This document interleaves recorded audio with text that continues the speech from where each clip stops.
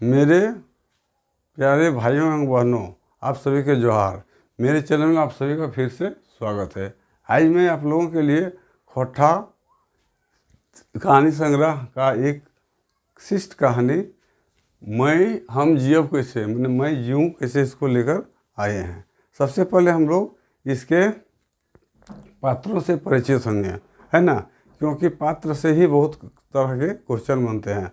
पात्रों को समझने के बाद कहानी तो एकदम बिल्कुल छोटा है, इसको जहन में बैठाने के लिए इस फिगर का हम सहायता ले सकते हैं। यदि वीडियो अच्छा लगे तो इसे सब्सक्राइब और लाइक जरूर करें। चलिए हम लोग इसको आरंभ करते हैं। इसके लेखक का नाम है चित्तरंजन चित्रा। इसमें महेश्वर बाबू जो है मुख्य पात्र है। महेश्वर बाबू कौन है? तो ये गुरुजी है, ये इस बच्चों को पढ़ाते हैं। और इसका गोतिया मतलब होता है अपने बाप दादा के पूर्वज के जो जन्म हुआ है उसको गोतिया कहते हैं। यहाँ रघुनाथ जो है महेश्वर जी का भतीजा है, महेश्वर जी का भतीजा है। इसके पत्नी का नाम है फुलसरी। इसके पत्नी का नाम है फुलसरी, रघुनाथ की पत्नी का नाम है ना। और इसका मुख्य पात्र वो है डमरू। डमरू क्या है? चुनिया इसका पत्नी है, चुनिया इसका पत्नी है। और चुनिया के पति जो डमरू है वो पुलिस के मुठभेड़ में मारा जाता है। और चुनिया का भी परिचय थोड़ा जान लेते हैं। डमरू का 2 बेटी और 1 बेटा है। 2 बेटी क्या करती है? पहली बेटी जो है बकरी चराने का काम करती है। क्या करती है? बकरी चराने। दूसरा बेटी है अपना छोटा भाई जो भद्रू है उसके घर में रखवाली करता है। चूँकि चुनिया का पति नहीं रहने के कारण उसका दुर्दशा बहुत रहता है, जिस कारण वो अपने बाल बच्चों को पढ़ा भी नहीं सकता है। ठीक है, चलिए हम यहाँ आते हैं। महेश्वर बाबू एक दिन प्लान बनाते हैं अपने पत्नी से कि हम लोग चलिए कुछ अपना गोतिया भाई से मिलेंगे। उसके लिए 10-15 दिन का छुट्टी लेता है। उसी से हम लोग लुगु धाम और परासनाथ धाम को भी देख लेंगे। ये लुगु धाम है और परासनाथ धाम है। वो 10-15 दिन का छुट्टी लेता है। चूँकि वो सरकारी काम करता है, इसे छुट्टी लेना पड़ेगा। छुट्टी लेके वो घूमने के उद्देश्य से निकलता है।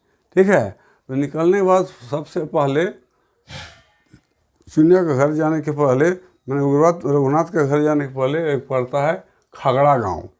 खगड़ा गांव वहाँ क्या रहता है? तो वहाँ रहता है रघुनाथ की बहन मोहरी रहती है ना। रघुनाथ जी का जो है बहन है वह यहाँ पर रहती है।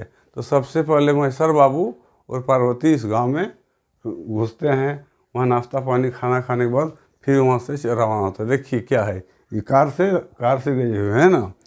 कहाँ जा रहे हैं? तो जा रहे हैं वो लुगु धाम देखने और अपने पड़ोसी रघुनाथ के घर जा रहे हैं ना।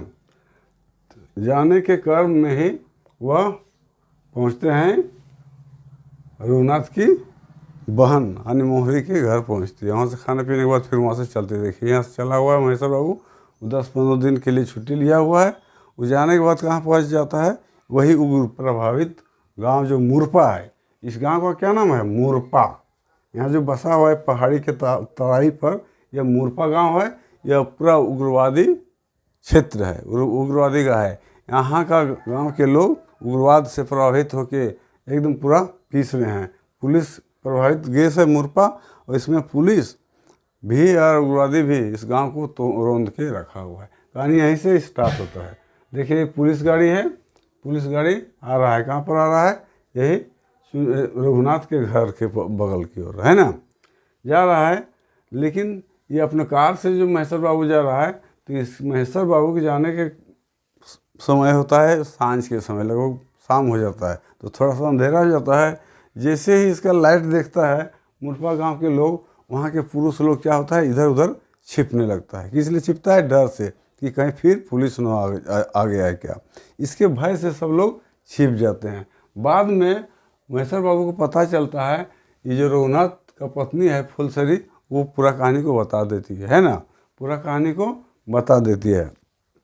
क्या बता देती है? कि यहाँ के जो लोग हैं, एगो मुख्य चुनिया है, उसके पति को उठा के एक बार ले गया, पुलिस मुठभेड़ में मारा गया। और पुलिस इन लोगों को भी बहुत तंग करता है, क्योंकि सब लोग ताला काठी बंद कर देता है सामने को। जब महेश्वर बाबू और उसका पत्नी पार्वती पहुंची, तो रघुनाथ जी जो है उसका पत्नी वगैरह भी सब अपना दरवाज़ा वगैरह बंद कर लेती है।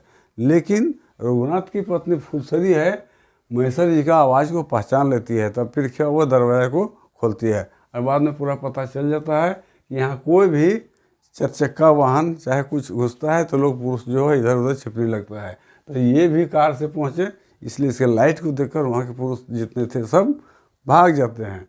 और चुनिया का घर में वो कहाँ पर है, तो बेतिया का टोला है, वहाँ चुनिया का घर है। चुनिया क्या करती है, चूँकि उसका पति डमरू जो है मुठभेड़ में मारा गया है, इसलिए दारू चूने का काम करता है। क्यों दारू चूता है, क्योंकि अपने बाल बच्चे को पढ़ाने के लिए। उसका एक बेटा और 2 बेटी है ना। पहला बेटी जो है बकरी चराता है और दूसरा बहन जो है अपने छोटे भाई का रखवाली करता है, देखभाल करता है। इसके दरुण दशा, इसके घर के दरुण दशा, इसके दरुण दशा देखकर महेश्वर बाबू बहुत चिंतित भी हो जाते हैं ना। इस गांव में उग्रवादी इतना प्रभावित है कि वो विकट दशा का वर्णन इसमें हो रहा है, क्योंकि वह इस तरह से वहाँ के गांव का जीना हराम हो गया है। जब भी किसी पुलिस की गाड़ी को देखता है तो लोग डरे भाग जाता है, जबकि वे लोग सीधा साधा है, लेकिन उग्रवाद समझ के लोग पुलिस क्या करता है, उस गांव को तंग करता है। कहानी तो बस इतना ही छोटा है, इसके मुख्य पात्रों को खाली याद रखना है। इससे बहुत सारे क्वेश्चन बनता है ना। पूछ सकता है कि चुनिया कौन है, चुनिया के कई गो लड़का और बच्चा है, तो चुनिया कई गो लड़का बच्चा है, 3 गो, 2 गो बेटी है, एगो बेटा है। दोनों बेटी में पहला बेटी क्या करती है, छोटका बेटी क्या करती है, बहुत तरह के इस तरह के क्वेश्चन पूछते हैं। अब बोलेगा खागड़ा गांव कहाँ पर है और लुगु पहाड़ क्या है। लुगु पहाड़ को ही देखने के लिए और अपने पड़ोसी से रघुनाथ जी से मिलने के लिए ये महेश्वर जी जाता है। कहानी यदि अच्छा लगा तो इसे सब्सक्राइब करें, लाइक करें और ज़्यादा से ज़्यादा शेयर करें। अगले दिन मैं दूसरा कहानी लेके आएंगे। 4 कहानी पढ़ना था, 3 कहानी हम लोग पढ़ चुके हैं और एक कहानी बचा है, इसको अगले वीडियो में लेके आएंगे। जय हिंद।